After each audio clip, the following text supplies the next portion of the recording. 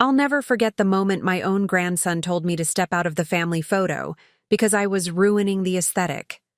Standing there in my Sunday best dress that I'd saved for months to buy, watching my family arrange themselves perfectly, without me while Mason held up his phone like I was some unwanted stranger who'd wandered into their picture. What he didn't know was that 3 hours earlier, I'd just signed the papers to buy his house at foreclosure auction. The same house he thought he was so secure in. The same house where he felt entitled to exclude his own grandmother from a simple family photograph. Before we jump back in, tell us where you're tuning in from, and if this story touches you, make sure you're subscribed, because tomorrow I've saved something extra special for you. I'll never forget the moment my own grandson told me to step out of the family photo because I was ruining the aesthetic. Standing there in my Sunday best dress that I'd saved for months to buy, watching my family arrange themselves perfectly without me while Mason held up his phone like I was some unwanted stranger who'd wandered into their picture. What he didn't know was that 3 hours earlier, I'd just signed the papers to buy his house at foreclosure auction. The same house he thought he was so secure in. The same house where he felt entitled to exclude his own grandmother from a simple family photograph. But let me start from the beginning, because this story isn't really about a photograph. It's about family, respect, and what happens when someone underestimates a 72-year-old woman who's been quietly watching, quietly planning, and quietly preparing for the moment when actions finally meet their consequences. My name is Margaret, though most people call me Maggie. I raised 4 children as a single mother after my husband died in a factory accident when I was just 35 years old. Back then, we didn't have the luxury of grief counseling or support groups. You just got up every morning, put breakfast on the table, and figured out how to keep the lights on and the rent paid. I worked 2 jobs, cleaning offices at night and watching other people's children during the day, for nearly 20 years to make sure my kids had what they needed. I wasn't perfect, but I was present. I was at every school play, every parent-teacher conference, every soccer game where they actually let the kids play instead of sitting on benches. When my children needed help with homework, I learned right alongside them. When they needed someone to talk to about problems with friends or first heartbreaks, I put down whatever I was doing and listened. When they made mistakes, I helped them face the consequences and learn from them. When they succeeded, I was their loudest cheerleader. My youngest child, Julia, was always the one who challenged me the most. Brilliant, ambitious, but with a streak of entitlement that worried me even when she was small. She was the child who would negotiate bedtime, who would find loopholes in rules, who would charm her way out of chores with a smile and a promise she rarely kept. I thought it was just childhood cleverness that she'd outgrow. I was wrong. Julia married Randy when she was 26, and I could see the appeal. He was handsome, charming, well-educated, and came from what people politely call good family. His parents owned a successful real estate development company, and Randy himself was a lawyer specializing in corporate acquisitions. They had a beautiful wedding that Randy's parents paid for, complete with a destination reception that cost more than I'd made in 2 years. When their son Mason was born, I was over the moon. My first grandchild, and he was perfect. Bright eyes, curious about everything, quick to laugh. I babysat whenever Julia and Randy needed help, which was often given their demanding careers. I taught Mason to read, helped him with school projects, took him to the park every weekend when his parents were too busy with work obligations or social commitments. But as Mason grew older, something shifted.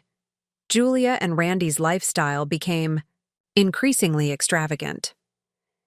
They moved from their modest starter home to a sprawling house in Pinewood Estates, one of the most exclusive neighborhoods in our city. Private school for Mason, luxury cars, designer clothes, elaborate vacations that they documented extensively on social media. Randy's law practice was doing well, but not that well, and Julia's marketing job, while respectable, wasn't funding this level of spending. When I gently asked Julia about their financial situation, not to pry, but out of genuine concern, She brushed off my questions with vague references to Randy's family money and upcoming business deals. "You don't understand modern finances, Mom," she'd say with that patient tone people use when they think you're too old to grasp complex concepts. "Randy has investments, business partnerships, trust funds. We're building wealth, not just spending it." I wanted to believe her.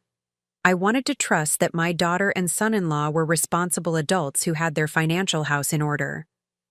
But I'd lived through enough lean times to recognize the signs of people living beyond their means. The way Randy would get slightly aggressive when restaurant bills arrived, asking other people to split checks for expensive meals he'd suggested.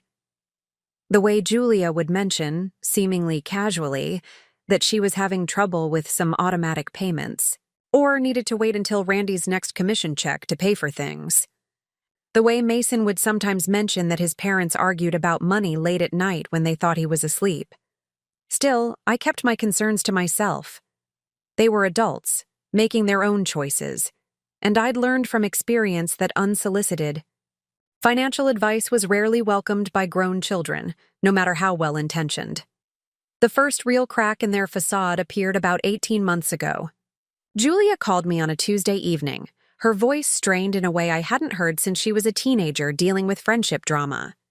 Could I possibly lend them $5,000? Just temporarily, just to cover some unexpected expenses. While they waited for Randy's year-end bonus, it would be paid back within 60 days, she promised. I had the money.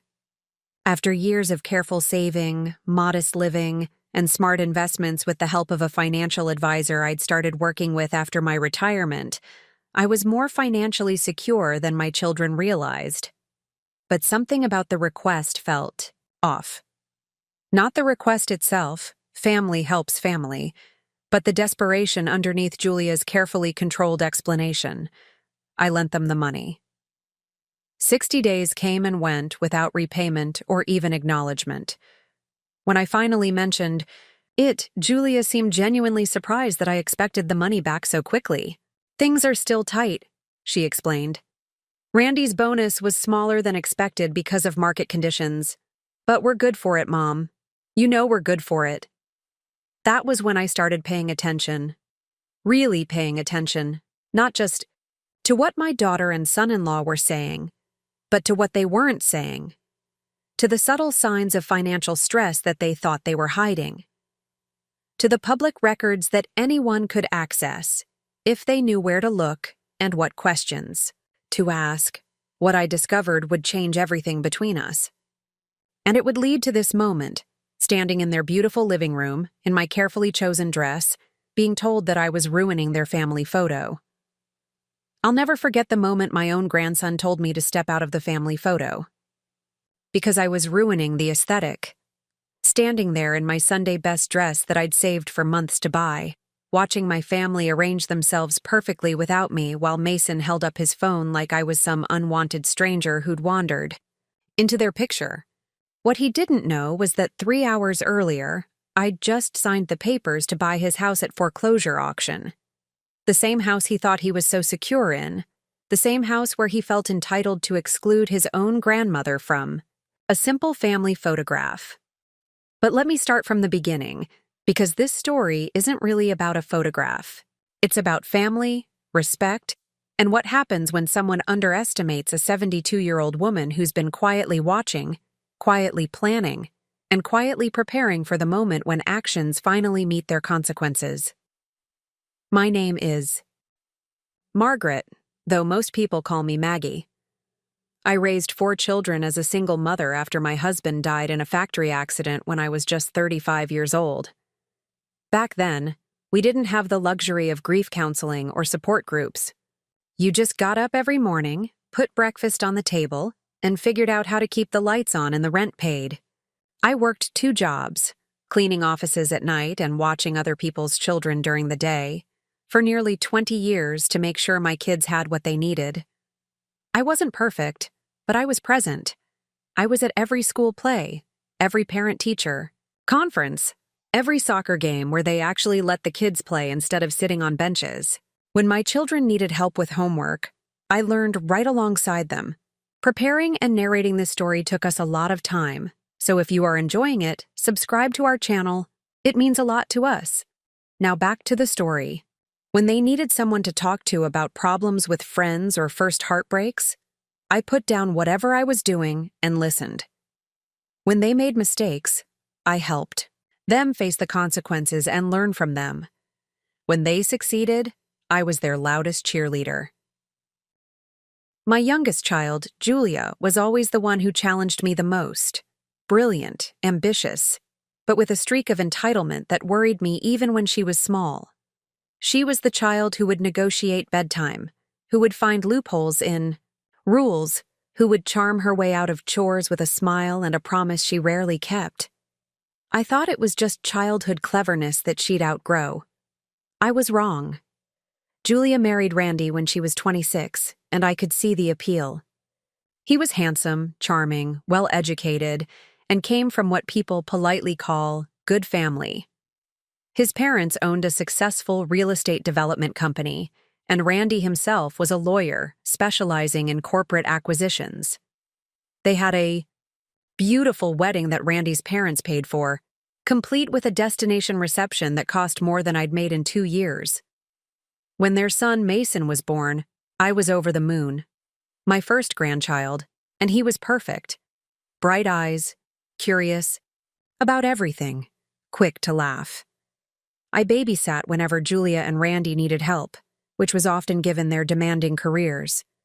I taught Mason to read, helped him with school projects, took him to the park every weekend when his parents were too busy with work obligations or social commitments. But as Mason grew older, something shifted.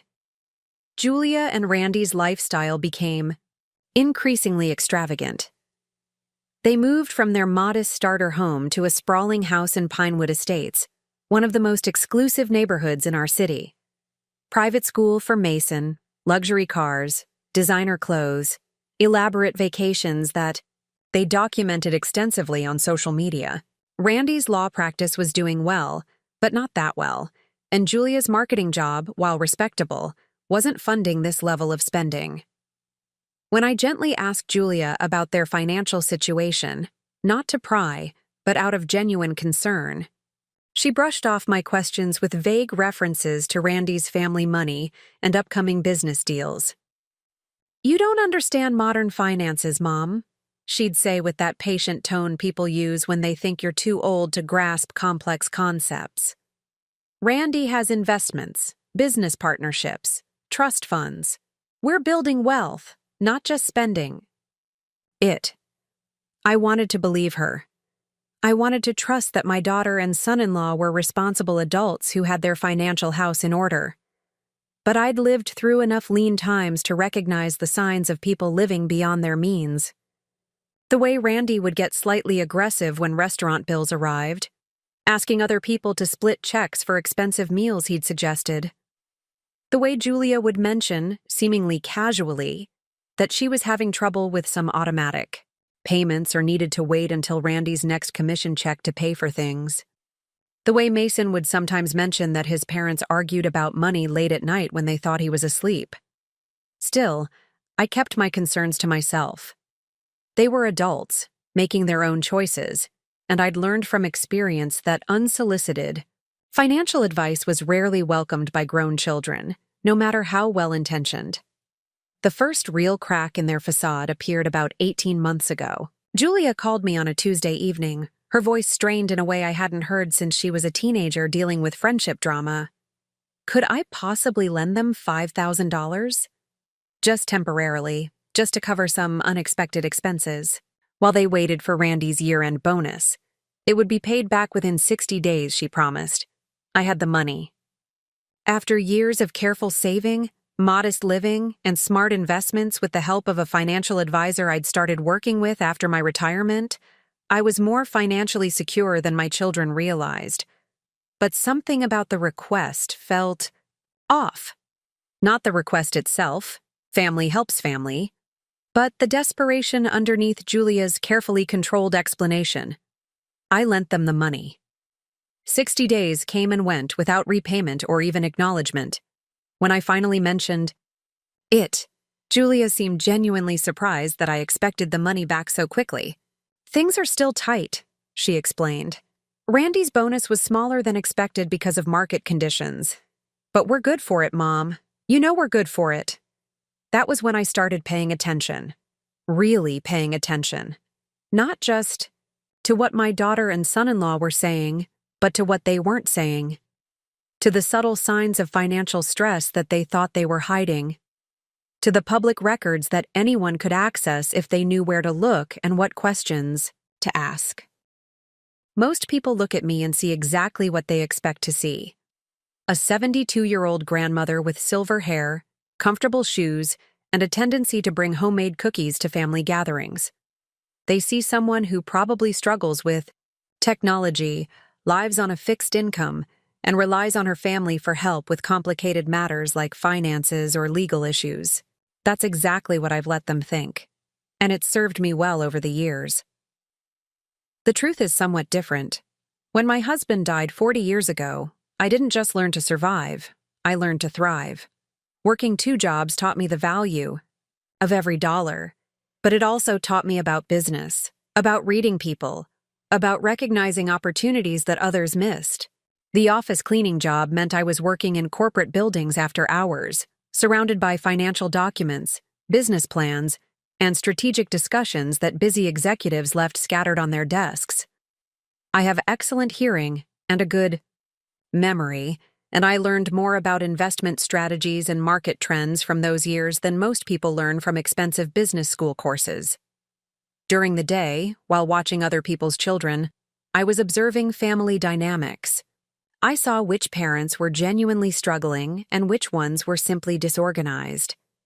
I learned to recognize the difference between families facing temporary setbacks and families with fundamental money management problems. I watched children whose parents gave them everything but taught them nothing about the value of work or the importance of saving. I saw firsthand how entitlement and poor financial habits got passed down from generation to generation.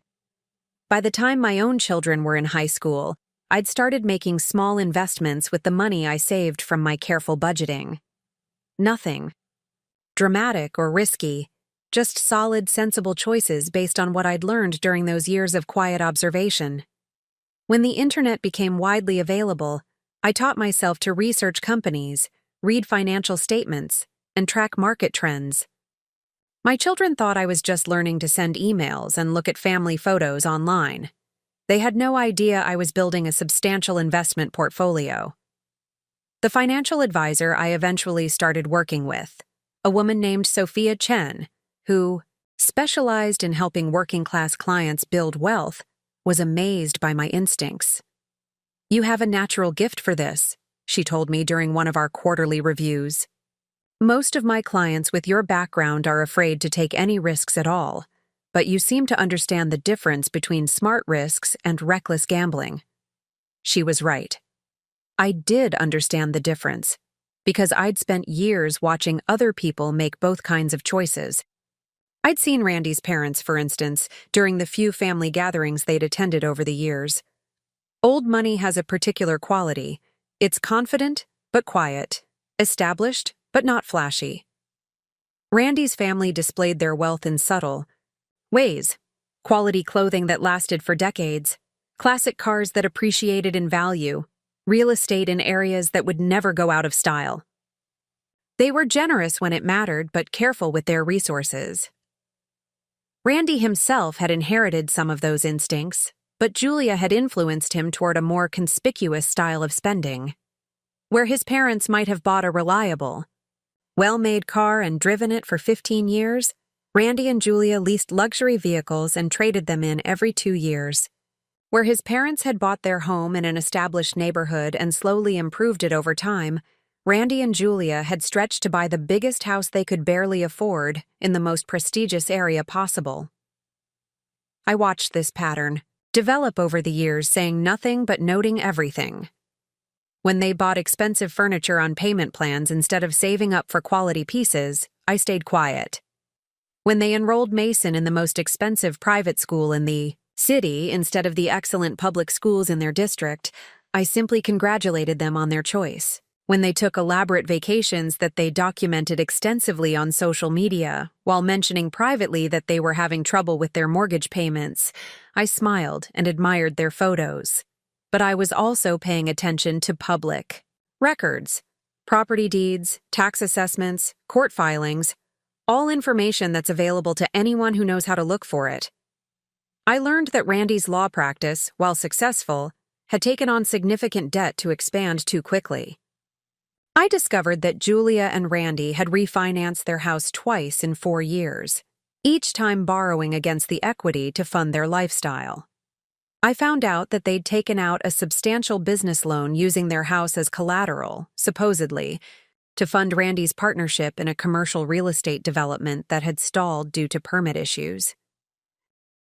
Most concerning of all, I learned that they were now 3 months behind on their mortgage payments, despite Randy's parents having given them $50,000 just 6 months earlier to help with some temporary cash flow issues.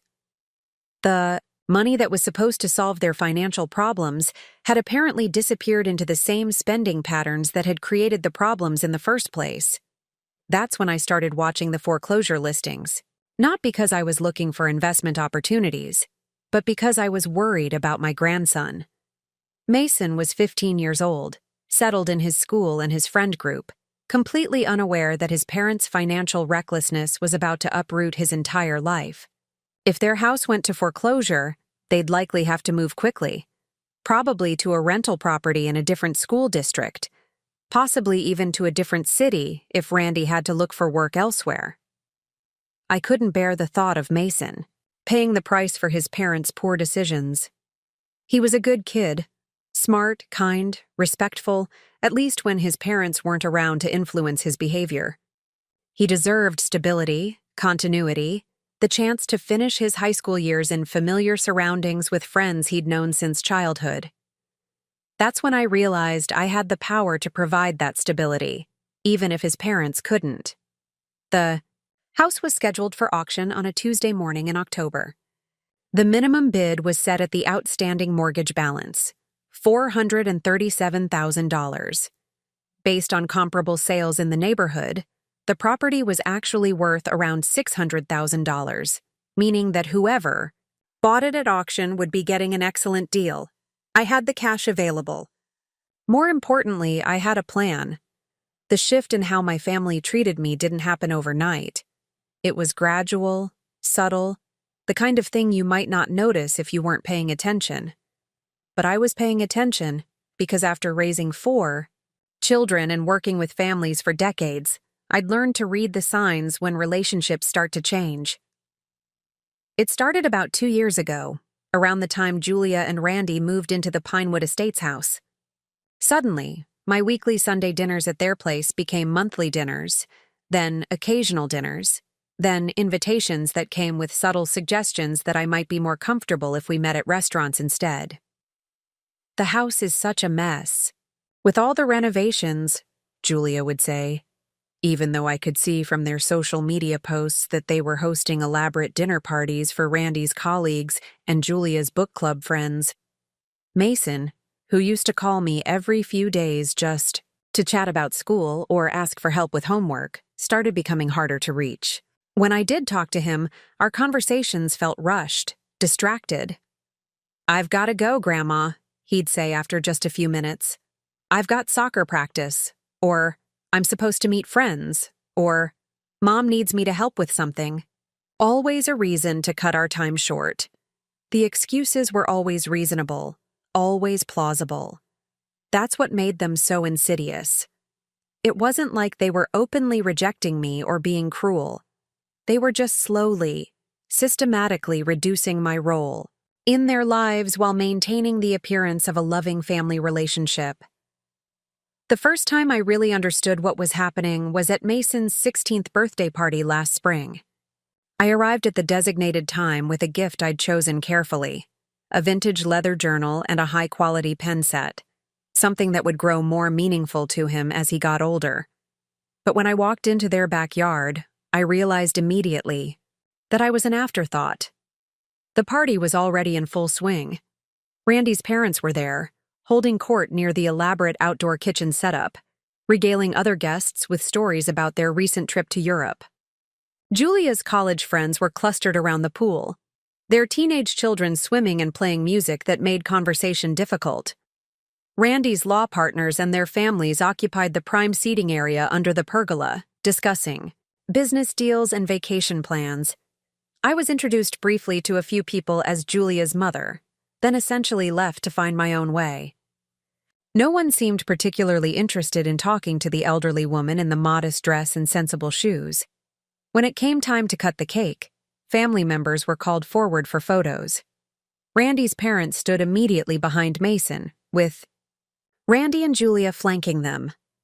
I started to move forward, but Julia caught my eye and shook her head slightly, mouthing, "Too crowded," while gesturing for me to stay back.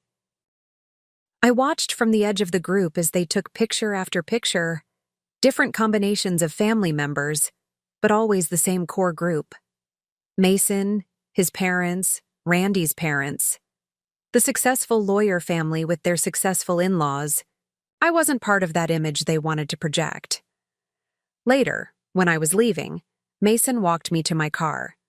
For a moment, he seemed like the sweet boy I'd helped raise, thanking me genuinely for the journal and apologizing that we hadn't had more time to talk. But then he said something that chilled me.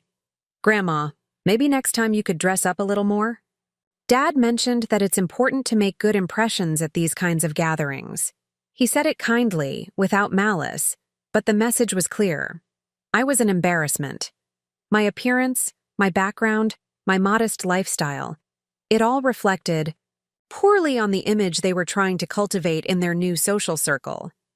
That's when I started to see the pattern more clearly. Randy's parents, the Hartfords, had money that went back generations. They moved in circles where wealth was assumed, not displayed. They gave generously to the right charities, served on the boards of cultural institutions, belonged to country, clubs that had waiting lists measured in years rather than months. They were what Randy and Julia aspired to become.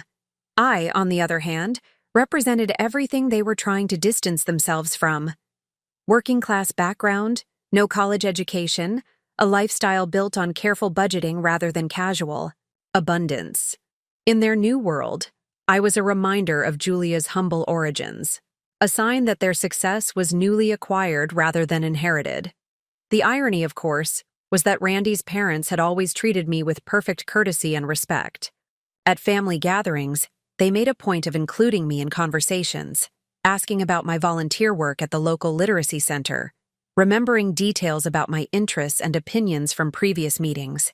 They had the confidence that comes with genuine security. They didn't need to exclude anyone to maintain their status.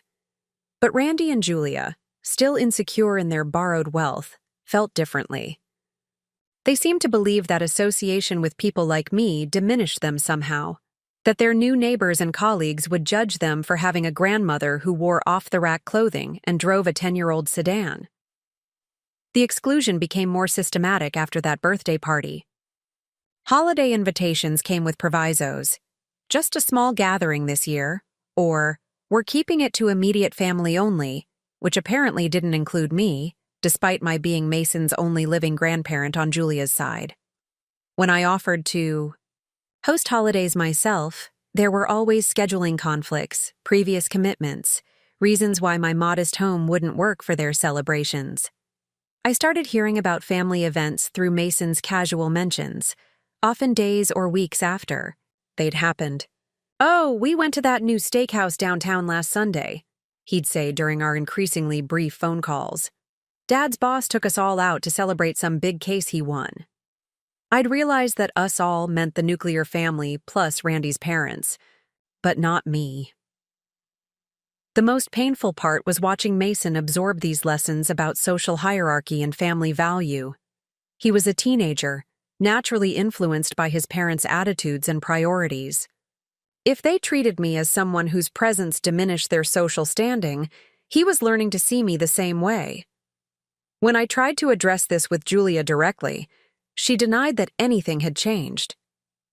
"You're being too sensitive, Mom," she'd say. "We're just busy with work and Mason's activities. You know you're always welcome." But the invitations that proved I was welcome never seemed to materialize. That's when I realized that my careful financial planning might serve a purpose beyond my own security. If my family was going to measure my worth by my financial status, perhaps it was time for them to understand exactly where I stood. The house auction was scheduled for the first Tuesday in October. I cleared my calendar. The morning of the auction, I woke up at 5:30, made myself a cup of coffee, and sat at my kitchen table reviewing the documents Sophia Chen had helped me prepare. Bank statements showing my available funds, pre-approval letters, proof of insurance, everything. I'd need to complete the purchase if my bid was successful. But more than that, I was reviewing my reasons for being there. This wasn't about revenge, though I won't pretend the irony wasn't satisfying. This was about Mason, about stability, about making sure my grandson didn't suffer for his parents' financial recklessness.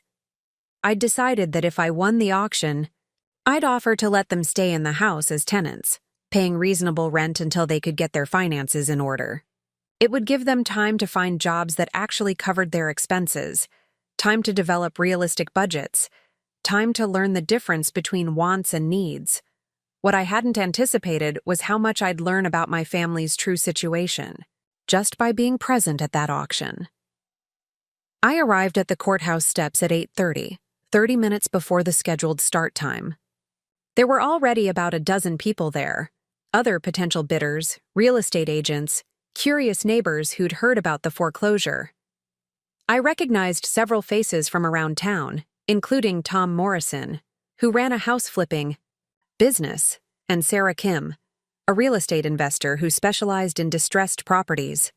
What I didn't expect to see was Randy's silver BMW pulling up to the curb at 8:45. Randy got out first, followed by Julia, both of them dressed in their most expensive clothes, his best suit, her designer dress, and heels that were completely inappropriate for standing on courthouse steps. They looked around nervously, clearly uncomfortable with the public nature of the proceedings. This was exactly the kind of situation they'd spent years trying to avoid, their financial problems on display for anyone to see. But they weren't alone. A man I didn't recognize emerged from the back seat of the BMW. Someone older, well-dressed, carrying a leather briefcase. Randy shook his hand and gestured toward the courthouse, their body language suggesting some kind of business relationship. Stayed back, partially hidden by a group of other bidders, and listened. "The minimum bid is $437, the stranger was saying. "I can go up to $450, maybe $460 if necessary, but that's the absolute limit. If it goes higher than that, we walk away and explore other options." Randy nodded grimly. $450 should be enough. The market's been slow and it's a Tuesday morning. How many serious bidders could there be? That's when I understood. They weren't there as the homeowners losing their house. They were there with a bidder, trying to buy back their own property at auction. The stranger with the briefcase was some kind of investor or business partner who was willing to purchase the house, probably with the intention of immediately selling it back to Randy and Julia at a higher price, or letting them buy it back over time with interest. It was actually a clever strategy, and not uncommon in foreclosure situations. If they could acquire the house for close to the minimum bid, they'd instantly regain about $160,000 in equity. Randy could then refinance based on the property's true value, pay off his business partner, and start over with a much smaller mortgage payment. The only problem was that their plan depended on nobody else being willing to bid higher than $450. Julia spotted me just as the auctioneer was setting up his podium. Her face went through a series of expressions: surprise, confusion, embarrassment, and finally something that looked almost like fear. "Mom," she called out, walking over to where I was standing. "What are you doing here?" "Same thing as everyone else," I replied calmly, looking at investment opportunities. Randy had followed her over, his expression shifting from confusion to something harder to read. "Margaret, I don't think you understand what's happening here. This is a foreclosure auction. People can lose a lot of money if they don't know what they're doing." The condescension in his voice was breathtaking. Here he was, about to lose his house because of his own financial mismanagement, and he was lecturing me about the risks of real estate investment. I understand perfectly, I said. I've been researching this property for several weeks. It's an excellent opportunity for someone with the right resources. Julia and Randy exchanged glances. They were clearly trying to figure out whether I was serious, whether I actually had the money to bid, and if so, what my presence meant for their carefully laid plans. "Mom," Julia said, her voice taking on that patient tone she used when she thought I was being unreasonable. "This is our house. We're trying to work out an arrangement to keep it. This isn't the time for family involvement." "Your house?" I asked mildly. "I thought this was a foreclosure auction, which means the bank owns it now. Anyone with sufficient funds can bid." Randy's business partner had been watching our conversation with growing interest. He approached our little group with the cautious manner of someone who sensed complications in what should have been a straightforward transaction. "Is there a problem here?" he asked Randy quietly. "No problem at all," I answered before Randy could respond. "I'm Margaret, Julia's mother. And you are?" "Nathan Pierce," he replied, shaking my hand with reflexive politeness. "I'm helping Randy and Julia with their real estate situation." "How generous of you," I said. "I assume you're planning to bid on the property?" He nodded. "Up to a certain point. The numbers have to make sense." "Of course they do," I agreed. "What's your ceiling, if you don't mind me asking?" Randy stepped forward quickly. "Margaret, this is a private business arrangement. Nathan doesn't need to share his bidding strategy with—" "450, Nathan said, apparently seeing no reason to hide information that would become obvious once the bidding started. "Maybe 460 if there's competition." I nodded thoughtfully. "That seems reasonable for someone working with limited resources." The auctioneer called for attention, and everyone gathered around his podium. I could feel Julia and Randy watching me, trying to figure out what I was planning. Their business partner was checking his phone, probably confirming his available funds one last time. What none of them knew was that I'd come prepared to bid up to $550,000 if necessary. Sophia had run the numbers, with me several times. Even at that price, I'd be getting the house for less than its market value, and I'd have the satisfaction of knowing that Mason could finish high school in familiar surroundings. The auctioneer started his routine, calling out the terms of the sale, the minimum bid, the conditions for payment. Randy's face was pale but determined. Julia kept glancing between me and Nathan Pierce, as if she couldn't decide which one of us represented the bigger threat to their plans. "Do we have an opening bid of $437,000? The auctioneer called out. "Nathan." Pierce raised his hand immediately. "437, now looking for 450. I raised my hand. The moment I raised my hand, I watched my daughter's face transform through a series of emotions I'd never seen before. Shock, disbelief, then something that looked almost like betrayal.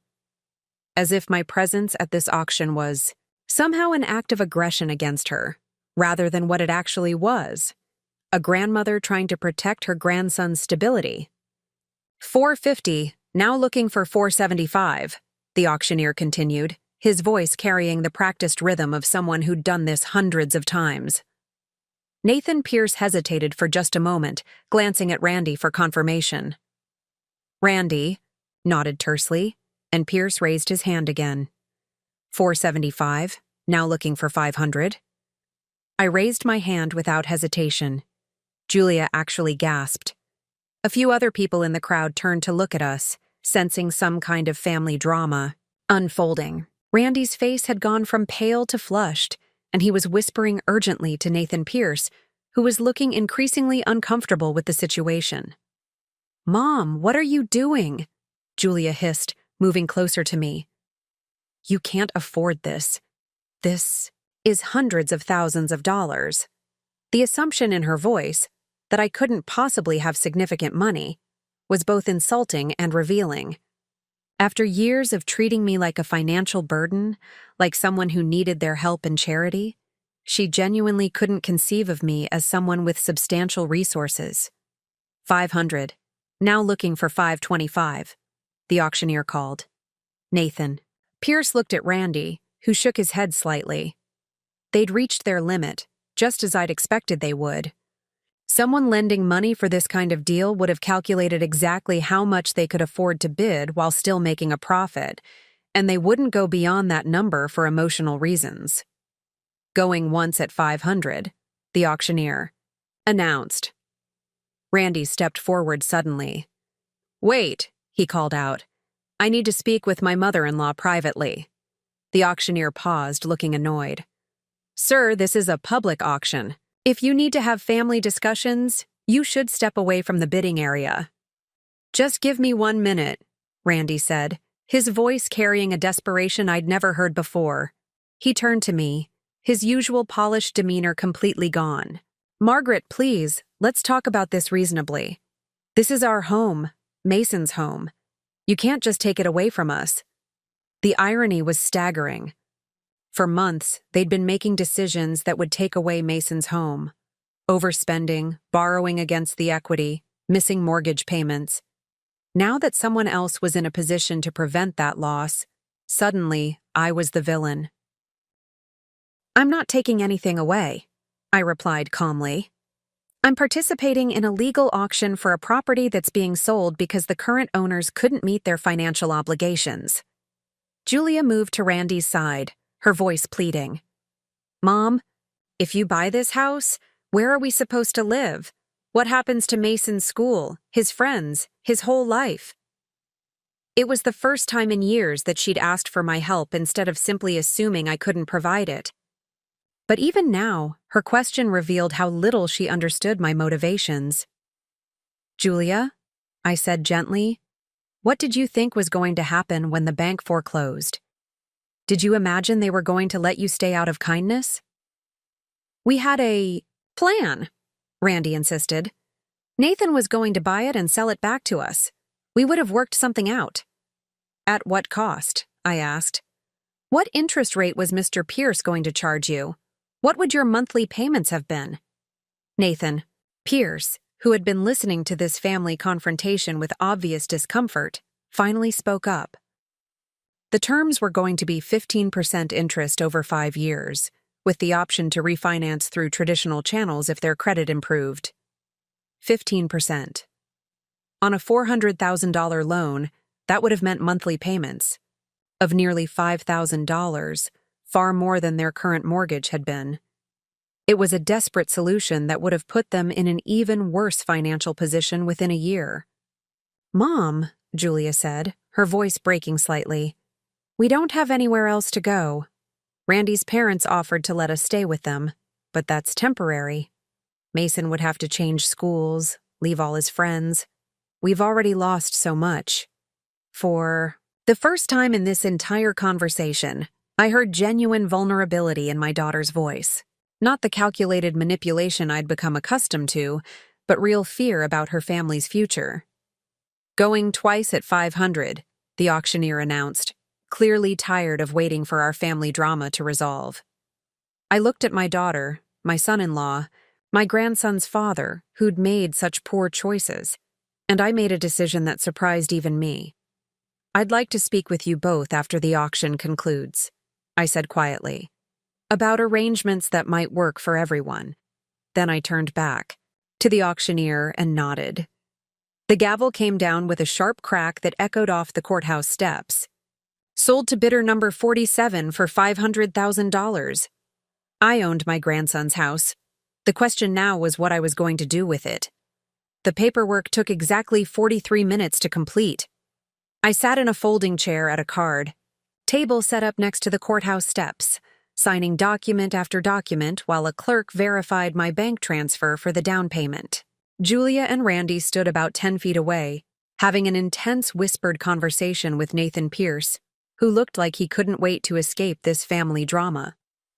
Other bidders were dispersing, some disappointed, others already moving on to research the next property on their lists. But my family remained, watching every signature I made as if they still couldn't quite believe what had just happened.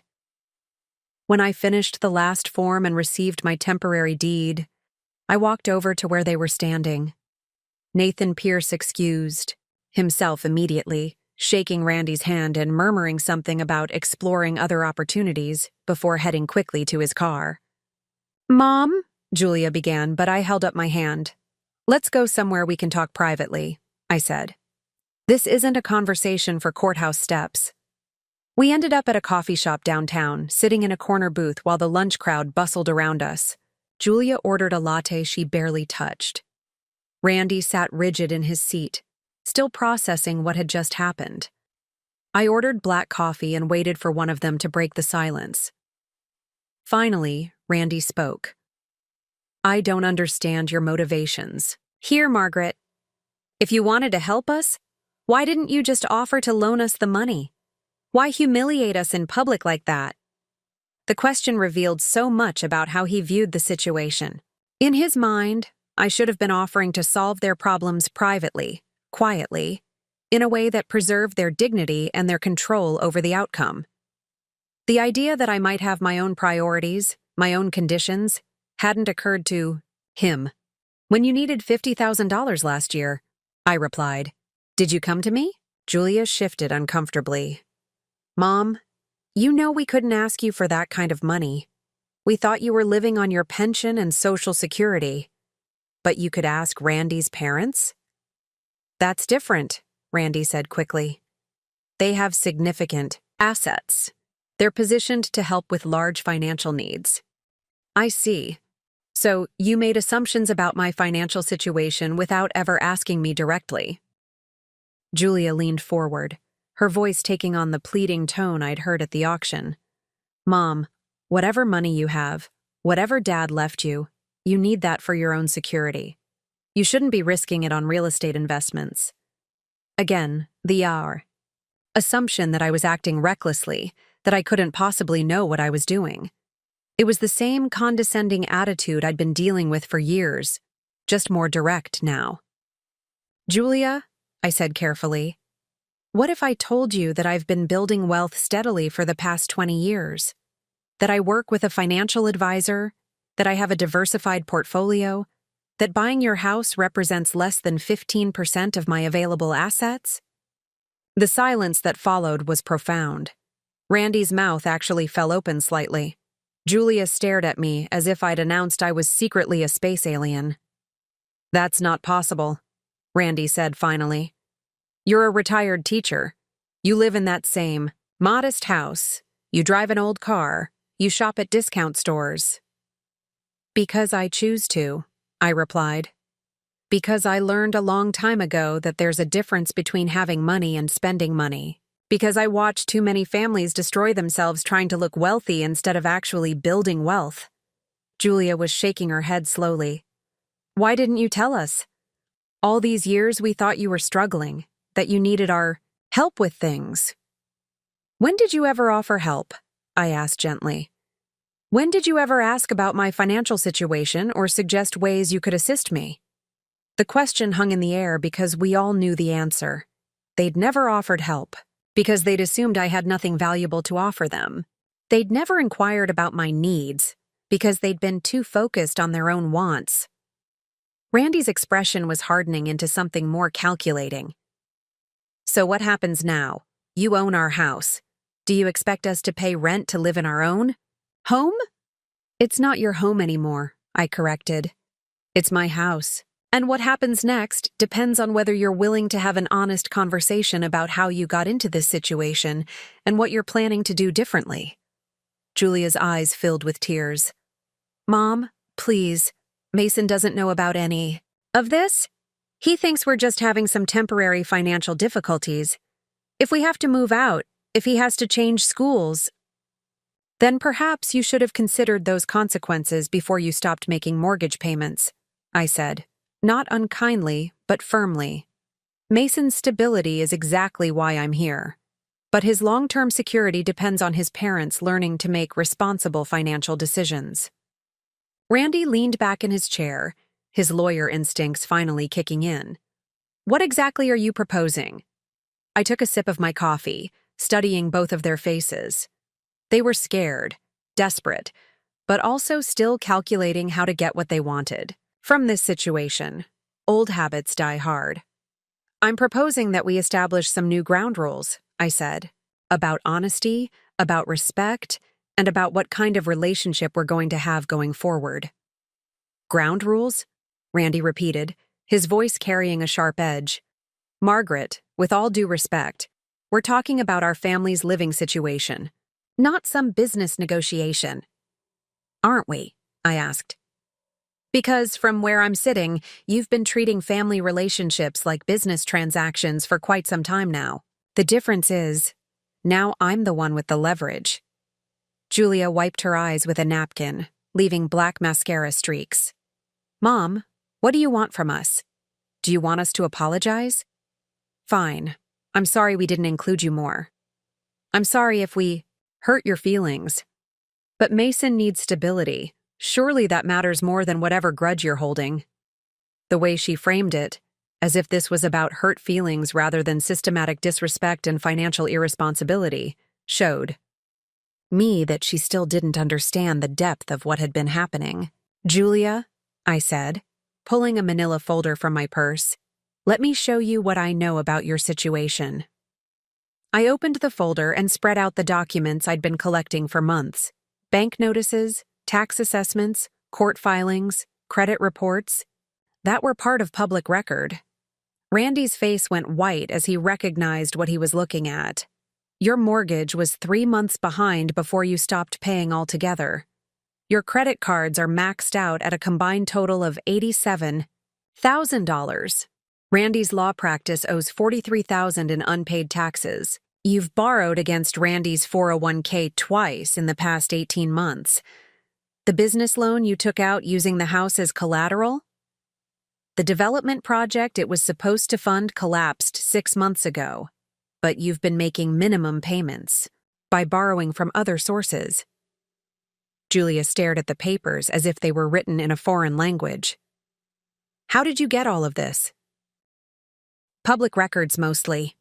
Some of it came from things Mason mentioned in passing, how you and Randy argue about money late at night, how there are always temporary problems with automatic payments, how you've been telling him he can't do certain activities because they're too expensive right now. Randy leaned forward, his lawyer instincts finally engaging properly. What you're describing is a temporary cash flow problem. My practice has several large cases pending that will resolve these issues once they settle. Like the Patterson case, that was supposed to settle last spring? Or the commercial dispute that was going to pay out in June? I asked. Randy, I've been listening to these promises for 2 years.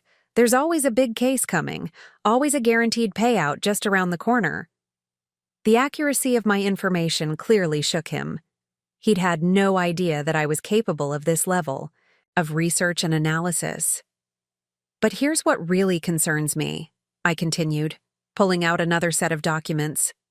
The college fund you set up for Mason when he was born? You've been borrowing against it. The account that was supposed to have $47,000 in it now has less than $8,000. Julia's face crumpled. We were going to pay it back. Randy's mother promised us a substantial gift for Mason's 18th birthday that would have covered. Diane Hartford promised you money? I interrupted.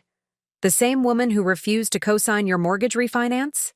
The same woman who told Randy that she was tired of funding what she called financial irresponsibility? The look that passed between Julia and Randy told me everything I needed to know.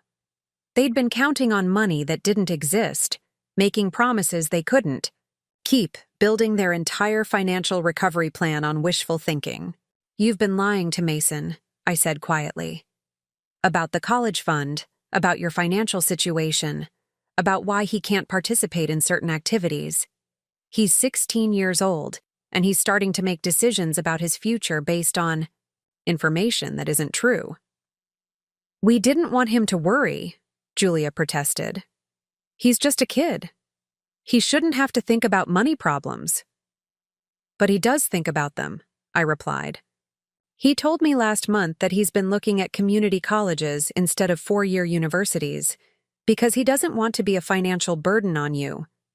He's planning his entire future around your financial limitations, without understanding that those limitations are the result of choices, not circumstances. Randy rubbed his forehead, looking older than I'd ever seen him. So, what are you proposing? That we confess everything to Mason? Destroy his trust in us completely? I'm proposing that you start telling the truth, I said.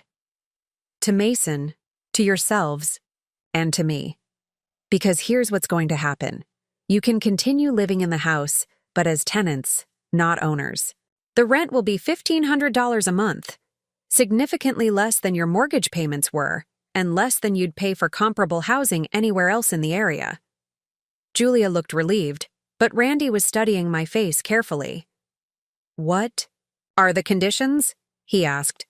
Complete financial transparency. Every month you'll provide me with detailed budgets, bank statements, and spending reports. You'll attend financial counseling sessions with a certified advisor. You'll get second jobs if necessary to live within your means. And most importantly, you'll treat me with the respect and inclusion that a grandmother deserves. The silence stretched for nearly a minute before Randy spoke again. And if we refuse? If you refuse, I said calmly, setting down my coffee cup, then you have 30 days to find alternative housing arrangements. I'll sell the house to someone else, probably for close to its market value of $600,000, and you'll need to explain to Mason why you're moving to a rental property in a different school district. Randy's jaw tightened. You'd really do that? Uproot your own grandson out of spite? Out of necessity, I corrected. Randy, you've had 3 years to get your finances in order. Instead, you've gotten deeper into debt while maintaining a lifestyle you can't afford. At some point, enablement becomes cruelty. Julia was staring at the papers spread across the table, her fingers tracing the numbers as if she could somehow make them different. Mom, some of these expenses, they weren't frivolous. Mason's private school, his soccer league, his music lessons. We wanted him to have opportunities. Opportunities you funded with borrowed money, I pointed out. Julia, do you know what Mason's tuition at Riverside Prep costs per year? $28,000, she said quietly. And do you know what the public high school in your district ranks statewide? She shook her head. 15th out of 600 schools. It has a 97% college acceptance rate and offers more AP courses than Riverside Prep. The only real difference is the social status that comes with saying your child attends private school. Randy leaned back in his chair, and I could see him shifting into lawyer mode, looking for angles and leverage points. Let's say we agree to your terms. What guarantee do we have that you won't change the rules arbitrarily? What's to stop you from evicting us if we have 1 month where our budget doesn't meet your standards? It was a fair question, and I appreciated that he was finally engaging with the practical details rather than just reacting emotionally. I'm proposing a written lease agreement, I said. 1 year initially, with renewal options based on meeting specific measurable criteria. You maintain steady employment, you stay current on rent and utilities, you complete financial counseling, and you demonstrate month-over-month improvement in your debt-to-income ratio. And the family relationship requirements? Julia asked. What does treating you with respect and inclusion look like in practical terms? This was the part I'd thought about most carefully, because I knew it would be the hardest to quantify and the easiest for them to manipulate. Weekly family dinners, alternating between your house and mine. No more exclusions from family events, because I don't fit your social image. When Mason has school functions or activities, I'm included in the planning and invited to attend. And most importantly, no more lies about family finances that affect Mason's decision-making about his future. Randy was taking notes on his phone, his legal training kicking in. What about holidays? Extended family gatherings? I'm included in the planning, and my presence isn't treated as a compromise or accommodation. I'm family, not a charity case. You're obligated to include. Julia reached across the table and touched my hand. Mom, we never meant to make you feel like charity. We We got caught up in trying to fit in with Randy's family's social circle. They have certain expectations. Expectations. That don't include me, I said. Julia, I've met Randy's parents many times. They've always been perfectly polite and inclusive. The pressure to exclude me came from you and Randy, not from them. Randy had the grace to look embarrassed. You're right about that. My parents have actually asked several times why you weren't at certain gatherings. They think they've always spoken well of you. This admission surprised me, though it probably shouldn't have. People with genuine social confidence don't need to exclude others to maintain their status. There's one more condition, I said, pulling out the final document from my folder. Mason needs to understand the real situation. Not the details of your debt, but the fact that your financial circumstances have changed, and what that means for his choices going forward. Julia looked panicked.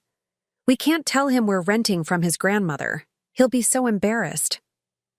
Why would he be embarrassed about having a grandmother who's financially stable enough to help his family through a difficult time? I asked. Unless you've taught him to be ashamed of people who don't display their wealth conspicuously? The accuracy of this observation hit home. I could see Julia recognizing the truth of what I was saying, understanding how her own attitudes had been shaping Mason's values. Randy was still taking notes, but his expression had shifted from defensive to thoughtful. What about Mason's college fund? The money that's no longer there? I'll restore it, I said simply. $47,000, plus interest that would have accumulated. But Mason needs to know that it exists and understand his options for using it wisely. Julia started crying again, but these tears looked different. Relief mixed with shame, and something that might have been gratitude. Why are you doing this? She asked. After everything we've done, all the ways we've treated you, why are you helping us? I gathered the papers back into my folder before answering. Because Mason deserves better than parents who are drowning in debt and lies. And because you're my daughter and I still believe you can learn to make better choices. Randy set down his phone and looked directly at me for the first time since we'd sat down. I need to ask you something, and I want a straight answer. Is this about revenge? Are you doing this to punish us for how we've treated you? The question hung in the air between us. Julia stopped crying and watched my face, waiting for my response. Partially, I admitted. I'd be lying if I said there wasn't satisfaction in watching you realize that you've underestimated me for years. But mostly, Randy, this is about Mason. What about Mason? Julia asked. He's 16 years old, and he's already learned that his value in this family depends on maintaining appearances. He's apologizing for my clothes at parties. He's planning his college choices around financial limitations that don't actually exist. And he's watching his parents model a lifestyle built on debt and deception. Randy leaned forward. We've never taught him to be ashamed of you. Haven't you? I challenged. When you exclude me from family photos because I don't fit your aesthetic, what lesson is that teaching him about how to treat people who don't meet certain social standards? When you lie about your finances while criticizing others for their modest lifestyle choices, what values are you modeling? Julia's voice was barely above a whisper. We were trying to protect him. From what? From learning that actions have consequences. From understanding that real security comes from living within your means rather than projecting an image you can't afford. I shook my head. Julia, you weren't protecting Mason. You were protecting yourselves. Randy's professional composure finally cracked completely. Fine. You're right. We made mistakes. We got in over our heads trying to fit into a social circle that probably isn't worth the effort. We excluded you because we were embarrassed about our own background, and we took out our insecurities on the person who should have been our strongest supporter.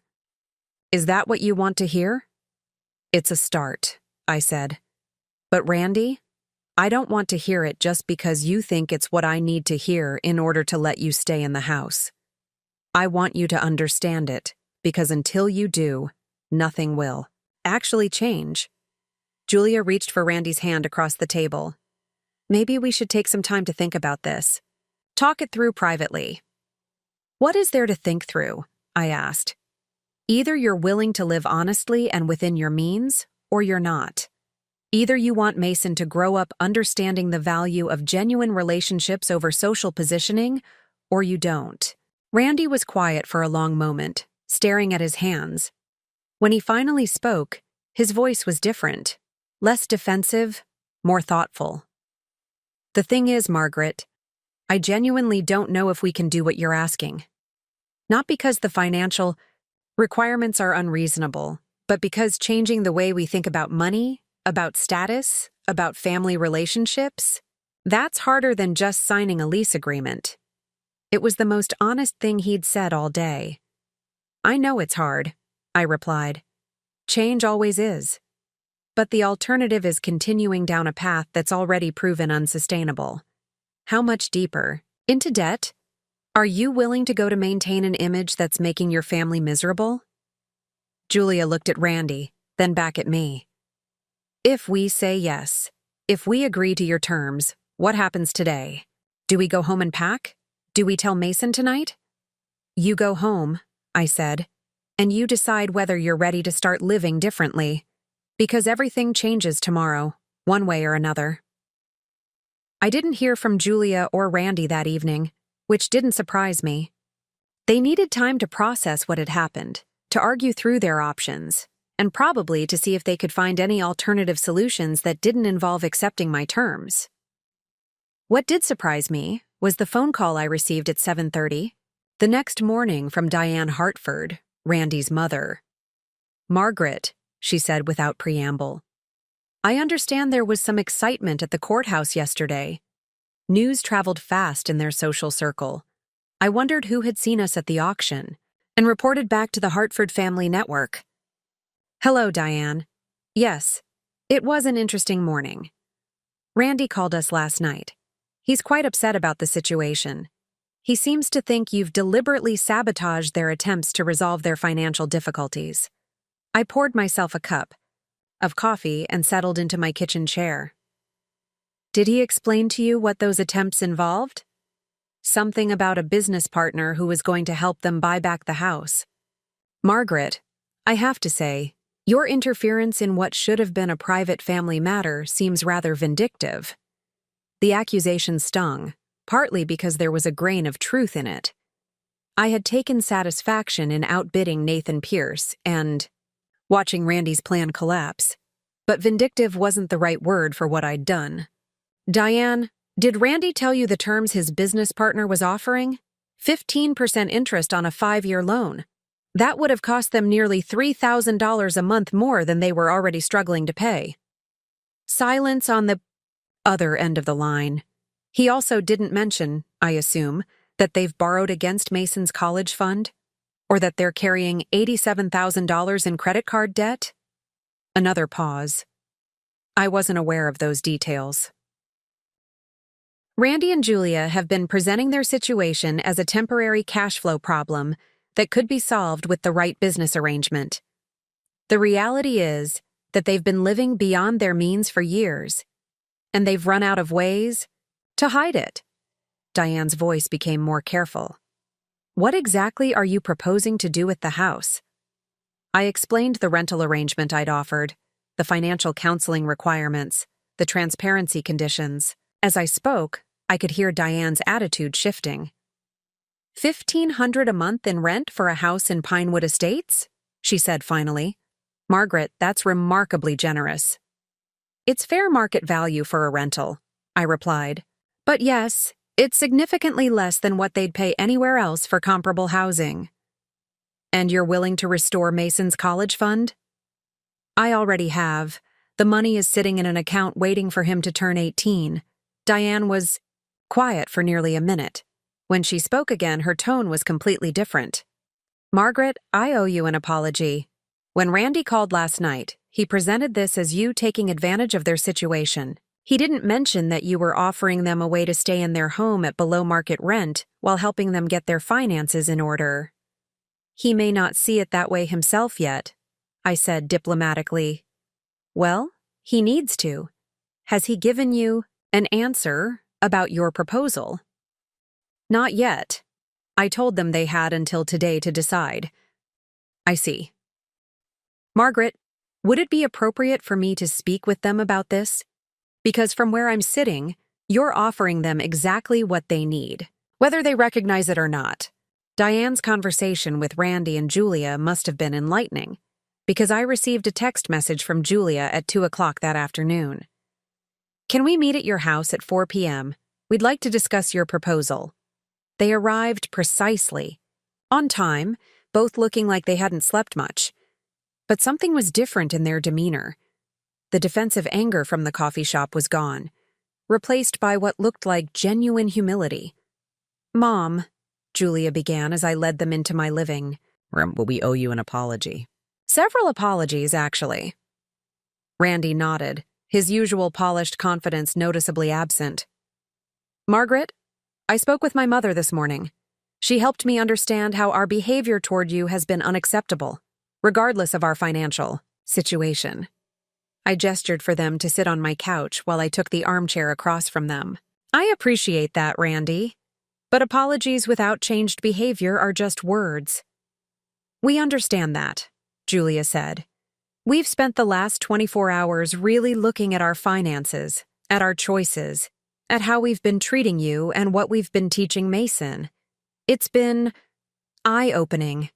She pulled out a manila folder of her own. We've drafted a budget based on our actual income, not on what we hoped Randy's cases would bring in. We've identified which expenses are necessities and which are status purchases we can't afford. And we've calculated exactly how much we'd need to pay each month to eliminate our debt within 3 years. Randy leaned forward, his expression serious. We also want to be completely transparent about something. Yesterday, when you outbid Nathan Pierce, you saved us from a financial arrangement that would have been catastrophic. We were so desperate to avoid foreclosure that we weren't thinking clearly about the long-term consequences. Nathan's 15% interest rate would have meant monthly payments of nearly $5,000, Julia added. We would have defaulted within 6 months, and then we'd have lost the house anyway, plus owed him hundreds of thousands of dollars. I reviewed the budget they'd prepared. It was realistic, detailed, and showed genuine understanding of their situation. More importantly, it demonstrated that they could live comfortably on Randy's actual income if they eliminated the unnecessary expenses that had been driving their debt. This looks reasonable, I said. What about Mason? Have you told him about the changes? Julia's eyes filled with tears, but they looked different than yesterday's tears of desperation. These seemed like tears of relief. We told him this morning that we've made some poor financial decisions and that his grandmother is helping us get back on track. We explained that he'll be living in the same house, going to the same school, but that some things will be different. No more expensive vacations, more careful spending on activities, but also no more stress about money because we'll be living within our means. How did he take it? I asked. Randy smiled for the first time since I'd known him. He said he was proud of us for asking for help instead of pretending everything was fine. Then he asked if this meant he could see his grandmother more often. And what did you tell him? That his grandmother would be having dinner with us every Sunday from now on, Julia said, and that we're all looking forward to it. That brings me back to where I started this story. Standing in Julia and Randy's living room 6 months later, being asked to step out of a family photo because I was ruining the aesthetic. But this time, the story had a very different ending. Mason had been the one taking the photo, trying to get a good shot of our extended family gathering for his 17th birthday. When he made that comment about the aesthetic, Randy immediately stepped forward. Mason, he said firmly, your grandmother is the reason we're all here together in this house, celebrating your birthday instead of worrying about where we're going to live next month. She's not ruining anything. She's the foundation that's holding this family together. Julia moved to stand beside me, putting her arm around my shoulders. Mom stays in the photo. She's in every photo from now on. 6 months of honest living had transformed my family in ways I never could have imagined. Randy's law practice was thriving now that he was focusing on building a solid client base instead of chasing high-profile cases that might never pay out. Julia had taken a part-time job with a marketing firm that allowed her to work from home while Mason was at school. They were both attending financial counseling sessions twice a month and had already paid down $30,000 of their credit card debt. More importantly, the stress that had been poisoning their relationships was gone. Randy was present at family dinners, really present, not constantly checking his phone for business calls. Julia was planning meals and activities based on what the family enjoyed rather than what would impress their social circle. Mason was thriving in ways that had nothing to do with expensive private schools or exclusive activities. The weekly Sunday dinners at my house had become the highlight of everyone's week. Mason helped me cook, learning family recipes and talking about his plans for college. He'd decided to attend the state university, not because of financial limitations, but because their engineering program was exactly what he wanted.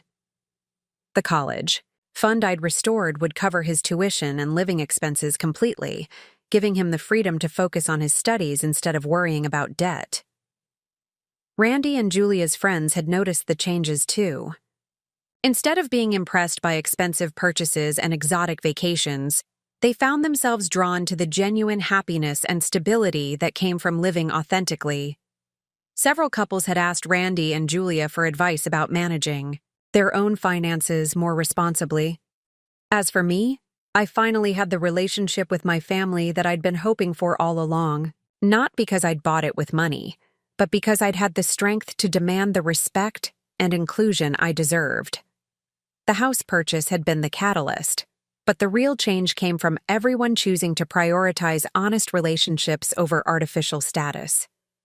Looking at that family photo now, hanging in my kitchen next to pictures from our weekly dinners and holiday celebrations, I'm reminded that sometimes the most loving thing you can do is refuse to enable destructive behavior. Sometimes helping means setting boundaries instead of writing checks. And sometimes the people who think you have nothing to offer are the ones who need your strength the most. Money gave me leverage, but wisdom gave me the family I'd always wanted. Up next, you've got 2 more standout stories right on your screen. If this one hit the mark, you won't want to pass these up. Just click and check them out. And don't forget to subscribe and turn on the notification bell so you don't miss any upload from us.